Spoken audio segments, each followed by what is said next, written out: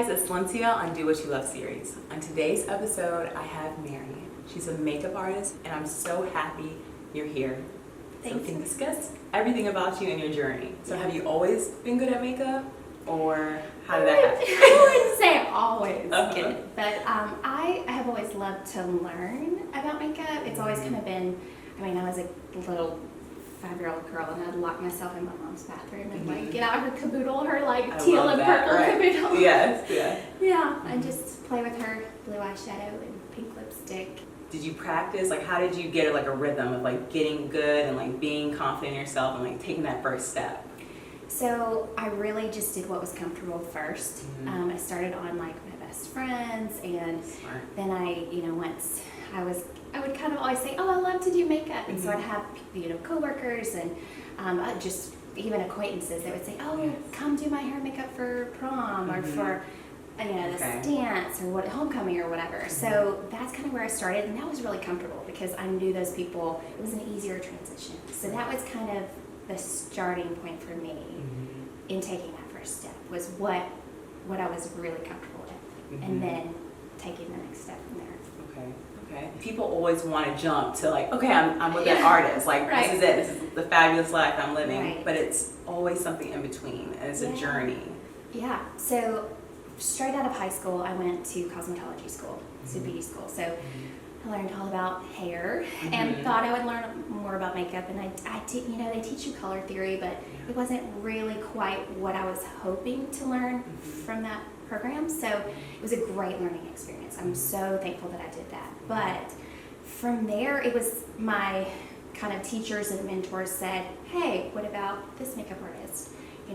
Maybe you could call them up and see if you could assist them. And so that gave me the idea or the thought to, okay, maybe that's a good idea. And of course, I was at this point very young. So I was like super timid and kind of scared to even nervous. Nervous. What if I mess up? What if they don't like me?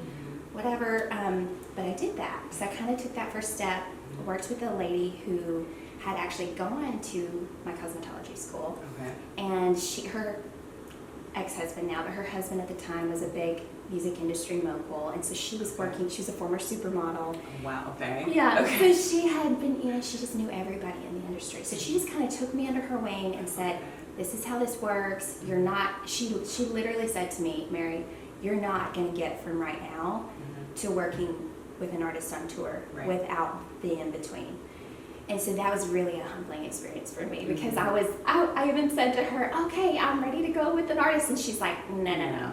Slow down. Right. You gotta take the steps first. Right. So that was probably one of the best things I ever did, working with her. And then of course, over the course of years, I moved, from working with her to another makeup artist assisting and so on and so forth. And that was, it's just a valuable tool to kind of be humbled and say, okay, I learned from someone who knows better than me. And that's what you need. You need like a foundation. When you're younger, you want to give up and it's just frustrating. But when you get that one little like glimpse of like, this could be my life, like this, I can be on set, and it's inspiring. A little glimpse, and it's enough hope that it just keeps you. It's like breadcrumbs. Right, you keep going.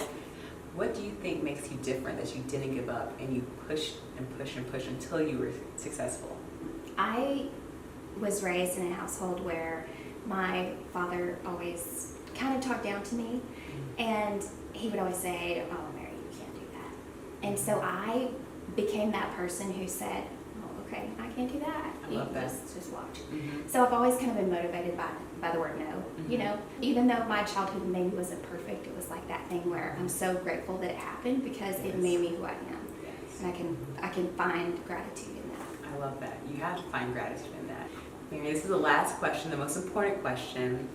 Do you love what you do? I absolutely love what I do.